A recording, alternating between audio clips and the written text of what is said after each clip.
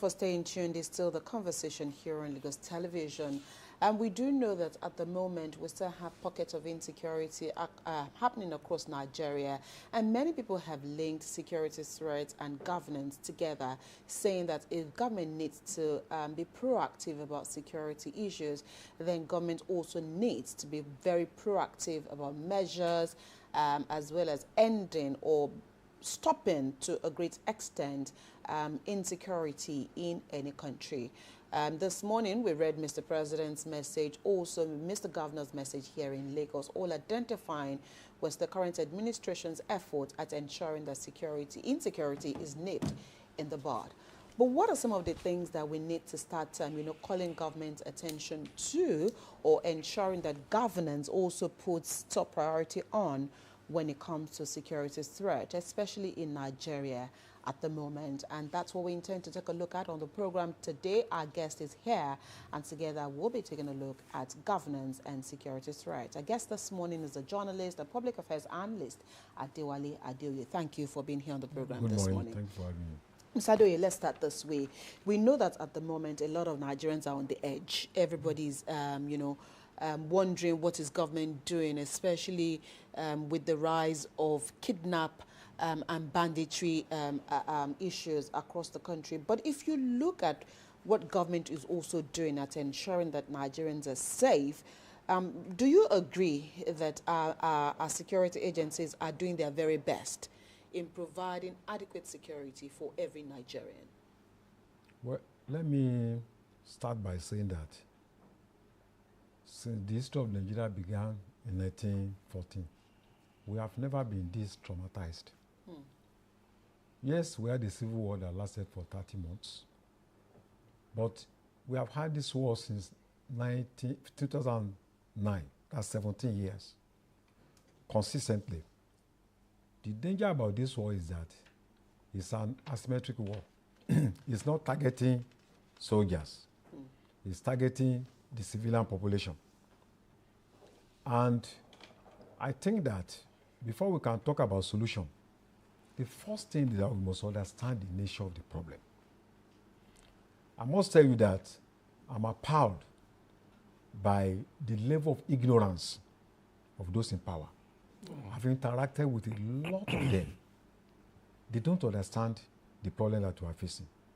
If you had had a deep understanding of what you are going through, let's say about 20 years ago, it would have been very easy for them to provide solutions.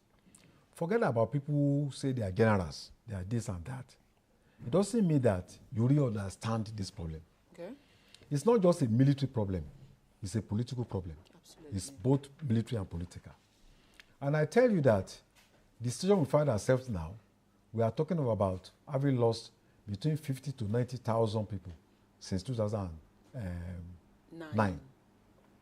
In Borno State alone, Boko Haram has led to the death of 34,000 people. 600 people are currently have been kidnapped, children and women. And you know the most appalling aspect is that the National Bureau of Statistics said between May 2024 and April 2025, ransom of 2.2 trillion was paid. So we must understand the problem. Now, what is the problem? The first one is that we have two forms of terrorism. The first one is state terrorism, which has to do with the Nigerian constitution itself. After we had been forced to come together, we have not had the opportunity to sit down and agree that this is the kind of constitution that we want to run. Okay. You cannot have a constitution without involvement of the people. And then the second layer of that is corruption, maladministration, lack of jobs, then corporate terrorism. You are living in a two-bedroom flat. You are being asked to pay 200,000 naira estimated bill. Your salary is 100,000 naira. So we have all these kind of things going on. Funds that are meant for health embezzled. The level of corruption going on is also itself an inducement to the kind of corruption terrorism we have. The second layer is corruption by non-state actors. And we must understand why these people are doing what they are doing before we can profile solutions. We have two forms in that area by non-state actors. We have Boko Haram that has about 3 factions. Yeah. Then we have the nomadic terrorism, which is of various factions. Now, what do they want? The Boko Haram elements, they are basically from Kanuri people. They are Kanuri people. They are Sura, which is the parliament. It's 100% constituted by, Kanuri people. What they are saying is that they want to revive the old Kaneme Empire. And that's why you see that the operations is basically in Yobe, in Borno State, and some aspects in Chad, northern Cameroon, Mali, and southern Libya, where we have a huge population of Kanuri people operating in these areas. Now, we also have the nomadic people who are operating in the northeast. What are they talking about? They want a revival of the Sokoto Caliphate, which was defeated in 1902 by the British. And this has been going on. If you look at the nomadic terrorism we are talking about, it's not only in Nigeria. Absolutely. We have in Mali, we have the Masina Liberation Front, which is led by a Fulani person. We also have the return, rehabilitation, reclamation, they call it 3R, is based in Ka, Central African Republic. They are also the same Fulani people, searching for statehood. Since they were displaced in about 1050, they have been looking for a country of their own. To say, okay, we want our empire. And don't forget the Sokoto Empire extended up to northern Mali, northern Ghana, Mali, and all these areas. And what these people are looking for is to revive that jihad that was in a country of their own. Yes, of a country of their own. And that's why you see that, they are armed, they are operating in the southwest, they are involved in bank robbery, they are involved in kidnapping, they are involved in killing, even selling of organs of people that they have kidnapped. What are they using the money for? To buy more arms, to keep themselves. And that's why you see that some politicians in the north make statements that you suspect that they are supporting them. Some even went to the bush to go and meet them, had meetings with them. So it's not just about law and order. It's about a political movement that is similar to what is going on in Syria, what has happened in Iraq.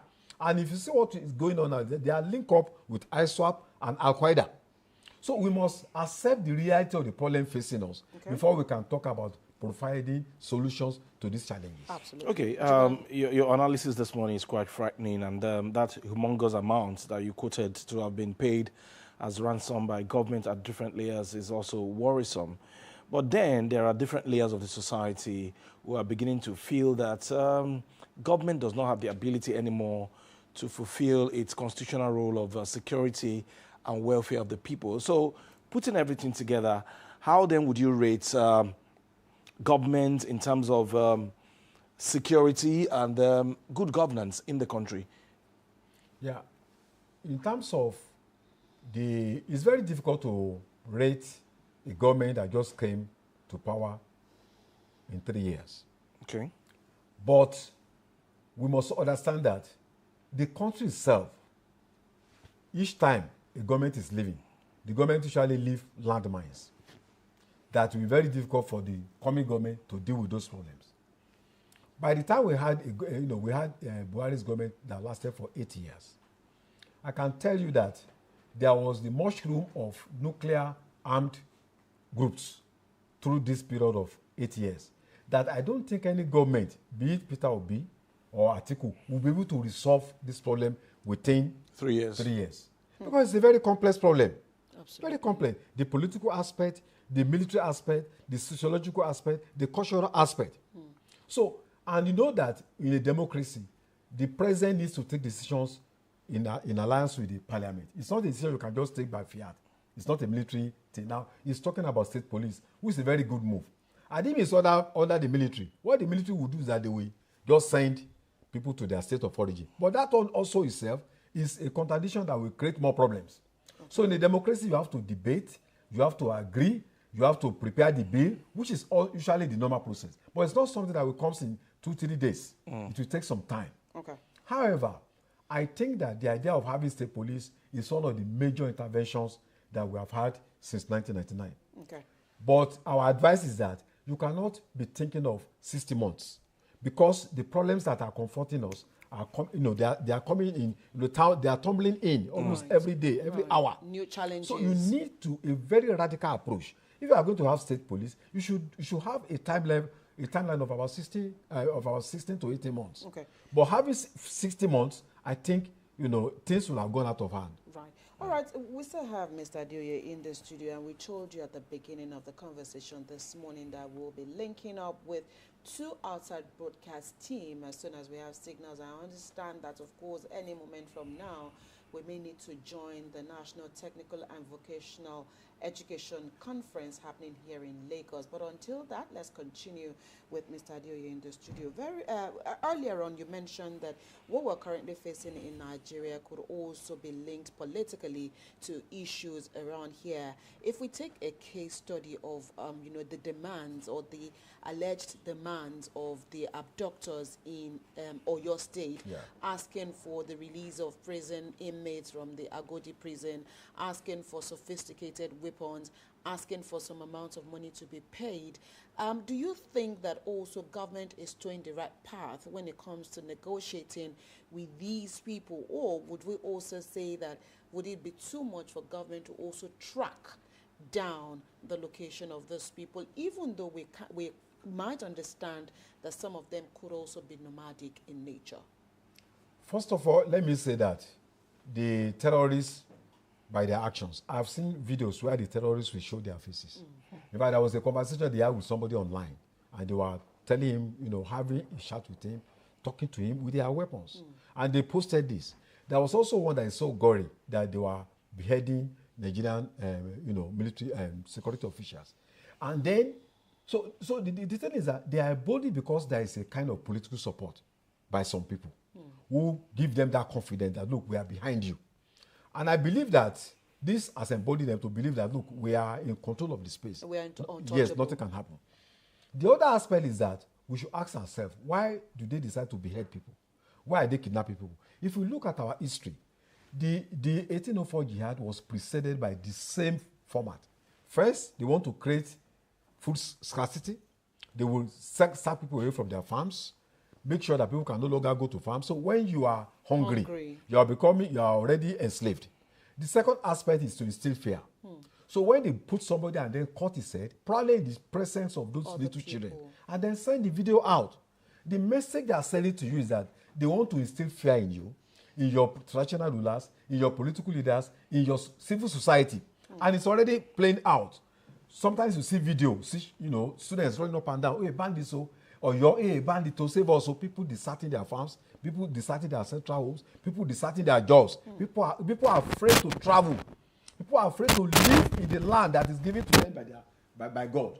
So they are achieving that level. So from the creating school scarcity, going to instilling fear, that is the second phase. The third phase now is to confront us, in a conventional way. And I think that is why they are asking for arms. They are telling you that, look, we are not just armed robbers. You cannot arrest armed robbers and there be a negotiation to say, give me arms. Absolutely. So for them, that they are asking for arms, what do they want to use the arms for? For the fact that they are also asking for more money, what do they want to use the money for? These are not people that are buying Jeep. They are not people that are investing in the stock exchange. What they use these funds for is to procure more arms. Right. And if you see the video of these actors, they are young people, 14, 15, 16, 17, 18. This is the age that people are vulnerable. Their hearts, is growing. The age of adventure, the age that you can take risk. I remember when I was 16, 17, I used to read Chase, James Stanley Chase, and I would be inspired. Oh, this is very interesting and all that. You watch violence, you want to put it into practice. So they deliberately go for younger people to ensure, because people that agree that their hearts are fragile. And you see that the bulk of their supporters are very young people who are not afraid to take risk. Absolutely. So what we have in our hands is a very big problem. And the United States, one of the Bureau organizations, issued a statement recently saying that the nomadic terrorists alone, there are 30,000 in population. How much is the population of Nigeria fighting for? The military. So, and then Boko Haram, we are talking about over 40,000, all armed. And when you look at their training, if you ever watch the video, it's real conventional training. So when we are talking about, this, I just laugh. Because you cannot confront people that are trained in Somalia, people trained in Afghanistan, People train in Libya, people train in Nigeria with bare, juju and, mob action. If you want to confront this, you need the professional skill. Okay. Some of them are using mines. So are you saying that you just go and then his men will just go to the bush and confront people with mines? Yeah, so we must put on our thinking cap. Okay. We need a lot of intelligence. We need a lot of sophistication to be able to confront this terrorist group. Okay, beyond innovations like the creation of state police, forest guards, and other efforts of government, this is a very sensitive period for us. Some people are already insinuating that if care is not taken, the turnout of voters that we had in 2023 might be lower in 2027, looking at the gravity of insecurity that we have. The first thing is that our political leaders, especially in the Southwest, there is a disconnect between them and the mass of the people. We must say this so that they can take appropriate action. I tell you that when you look at the last voting pattern, even taking the primaries of the APC, go to some states, 100,000. Go to some states, 120,000. In spite of the millions of people that are registered. So there is a disconnect. And I think the reason is that the socio-cultural organizations, who are more than 100, Yoruba people are well organized. You see artisans organizations, timber associations, OPC, OLM. There are so many of them. They have addresses, they have leaders. There is no constant interaction with them. And I must say that it was not like this before. When Asiwaju was the governor of Lagos State, there was a very robust interaction between these groups and the government. But because he's the president now, it may not be that easy to assess it. But I tell you that even when the former vice president was there, I was the one that was delegated to lead about 45 pan-Yoruba organizations. We met with the vice president 2 times at Dodan Barracks. I was the one that led the group. That has not happened in the past 3 years. So there is a huge disconnect, and that's why if we don't have constant engagement with groups that matter, with organizations that are so many, there's no way that you can run a society without taking them into consideration. So that might worsen because of the problem of insecurity as well, because people will be afraid to come out. So security is going to compound the problem. First, it's a different thing for APC to be going from one place to the other, talking to themselves. It's another thing to talk to people on the streets that don't belong to your party. That's what campaign really means. So if that is not happening, even as we speak, then, and then compounded with the problem of security, the Yoruba has a culture. Turn back to what I need that. So if you don't engage them, they at the end of the day, them to be part of it. Let me tell you that, look, when this government came into power in 2023, all the groups, about 45 of them, Mechanics Association, Traders Association, OPC, it was in my office that they said they were going to include them in the stipend that they were paying to people. They drew out, they asked each of them to submit 50 names. 2023, none of them got one.